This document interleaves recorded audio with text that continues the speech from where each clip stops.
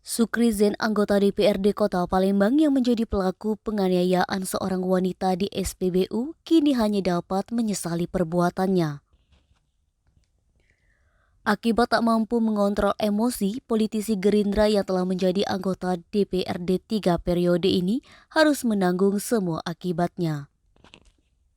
Setelah video penganiayaan yang dilakukannya terhadap seorang perempuan viral, Sukrizen langsung berurusan dengan aparat. Dia telah ditetapkan sebagai tersangka dan langsung dipenjara.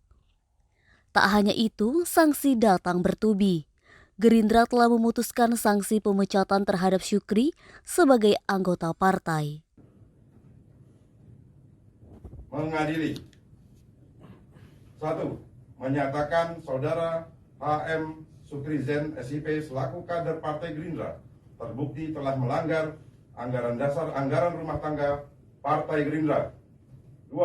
Memberikan rekomendasi kepada Ketua Dewan Pembina dan Ketua Umum Partai Gerindra untuk memberhentikan dan mencabut kartu tanda keanggotaan Partai Gerindra atas nama saudara HM Sukrizen SIP. 3.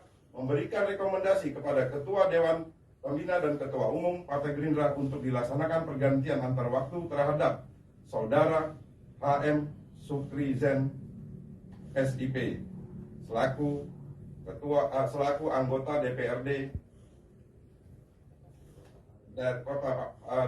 Kota Palembang dari fraksi Partai Gerindra. Otomatis, sanksi selanjutnya menyusul yakni diberhentikan sebagai anggota DPRD Kota Bengkulu. Ketua DPC Partai Gerindra Kota Palembang Muhammad Akbar Alvaro menegaskan, kadernya Sukrizen resmi diberhentikan dari keanggotaan Partai Gerindra dan anggota DPRD Komisi 1 periode 2019-2024 dari Dapil 6 wilayah Seberang Ulu 1 dan Jakabaring Palembang. Denny Sumeko TV melaporkan.